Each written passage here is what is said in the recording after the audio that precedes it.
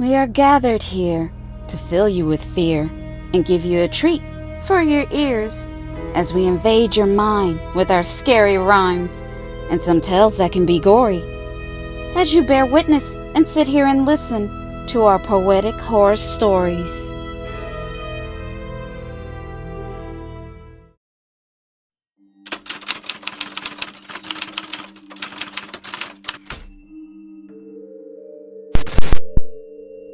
I have a weird story to tell. It freaked me out so bad. It almost led to my death. Monday. Hello, my name is Terry. I'm an architect that works from home. I have an office that is located at the front of my home with a big picture window. And this week, I have a lot of work due for a major project. I'm new to the organization and I haven't started the project yet, but I am already feeling stressed. My boss wants the presentation to be ready by this Friday, which means long days and nights for me. But it's okay. When you are a part of a big organization, we are a team, and we all have our roles that we play. At least, that's what my new boss says. Even though I'm doing the majority of the work anyway. This morning, as I was settled down to work, I noticed an odd little boy. He was just standing on the sidewalk. He was staring at me through my office window. He looked very young, maybe 5 or 6 years old.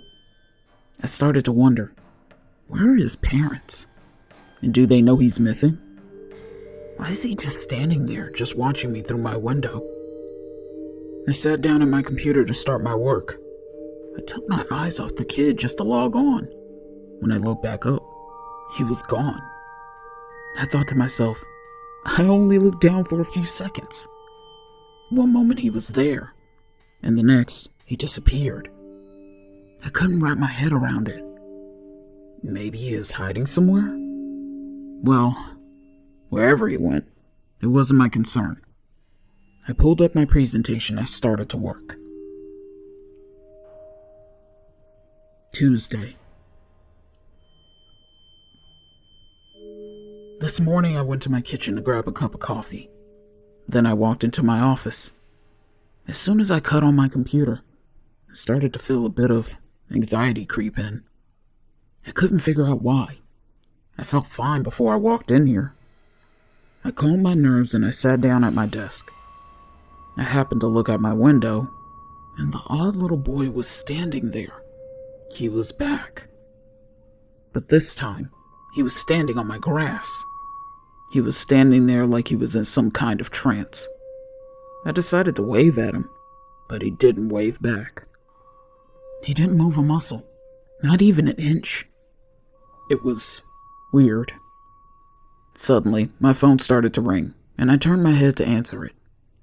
And when I turned my head back to my window, the little boy wasn't there.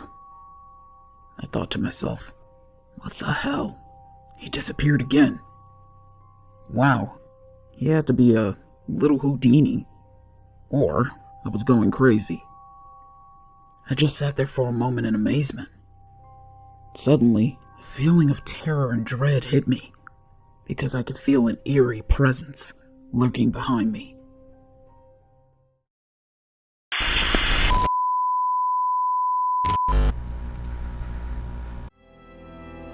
This is just a friendly reminder to please like and comment to let us know how we are doing so far. We would love to hear from you all. And if you're new, please subscribe and become a part of the PHS crew. And we thank you.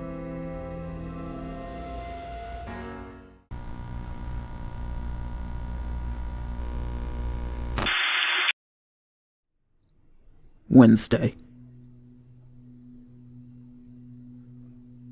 When I woke up this morning, I didn't want to get out of my bed.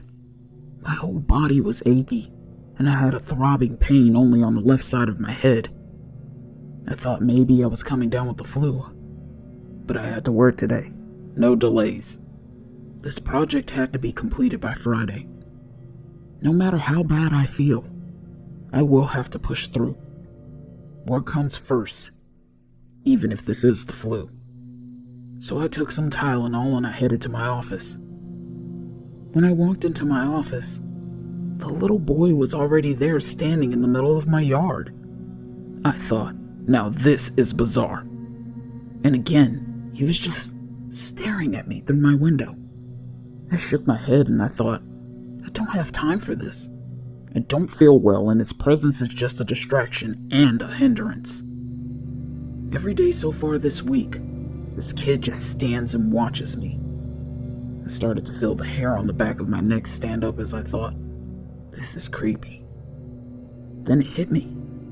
Maybe Marvin, my neighbor, put him up to this as a prank, to nerve me and get under my skin. He would do something like this, trying to creep me out with this odd little kid. But why is the question? I took a good look at the boy. Now he was a little closer. That's when I noticed how scrawny he is. His face was gaunt and sunken in. He looked like he hadn't eaten in weeks. He had dark circles under his eyes. He looked malnourished and dirty. I also noticed he didn't have any shoes on his feet. I thought, maybe he is homeless and he lives on the streets? I started to wonder if he had a family. Suddenly, he raised his little bony arm and started to point at me. I instantly broke out into a cold sweat. Our eyes were locked in on one another. It felt like we were in a staring contest. He didn't move, and I didn't blink. Suddenly, I heard a ping from my instant messenger. It was my boss asking, how was the project coming along? Will I be ready for the presentation by Friday? He wanted everything to be ready. I was feeling the pressure. I quickly answered, everything looked good on my end. I should be ready. As I started to feel a sharp pain in the back of my head. When I was finished, I hit send and I looked out my window. The little boy was gone again. I could feel my mouth go dry. I had a really bad feeling deep inside. Then I started questioning myself. I thought, what the hell is happening here? Why am I afraid of this kid? Why did this have to happen this week? What does this little boy want from me? This whole situation is disturbing. I've never seen this kid before. What is his problem? I decided tomorrow, if he is standing outside of my window, I'm going to confront him and find out what is going on. Playtime is over. Thursday.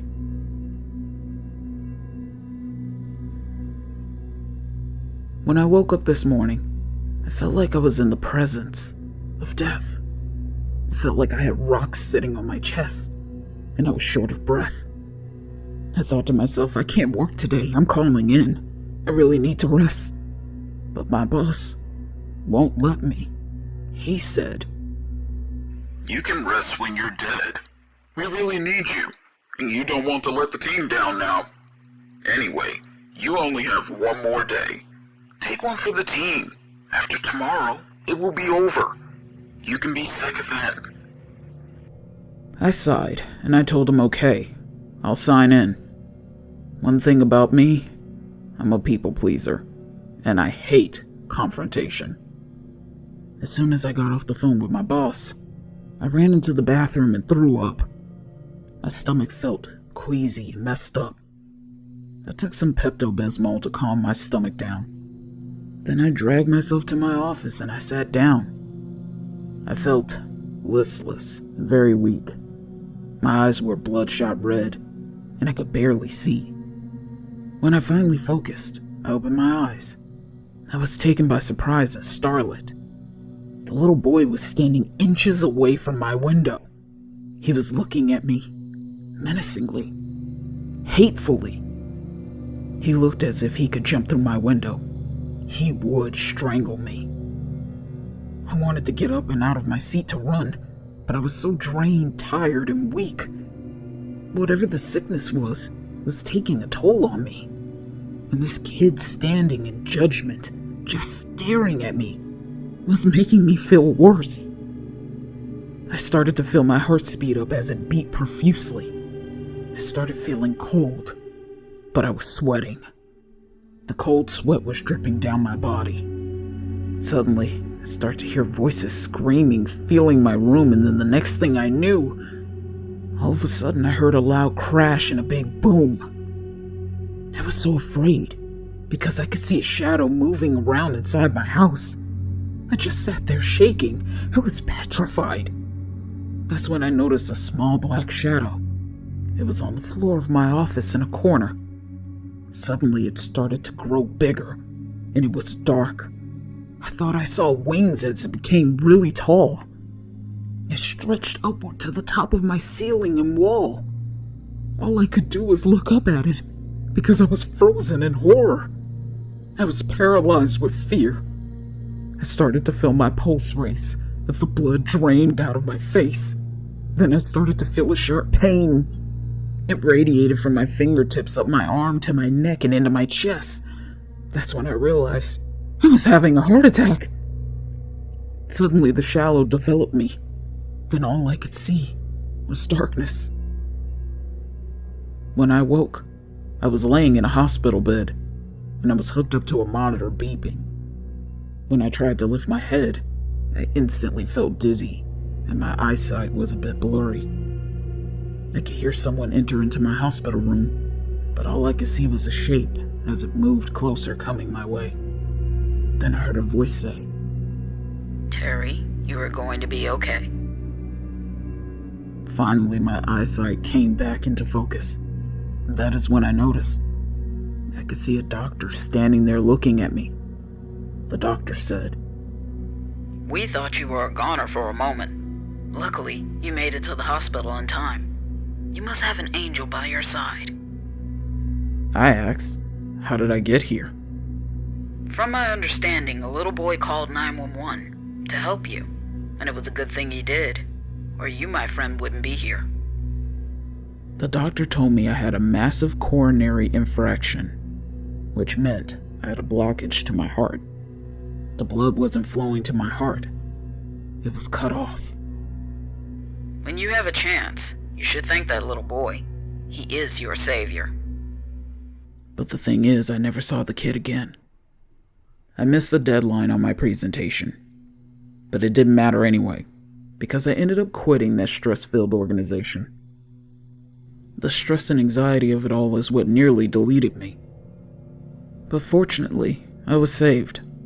I had to have open heart surgery, and now I have a pacemaker. Look, I'm not quite sure what happened here. If it was supernatural, if it was real. But there is one thing I do know for sure. The doctor was right when he said I had an angel. But I believe he was an angel of death, and was here to take me. But instead, he gave me a second chance. And for that, I am forever grateful.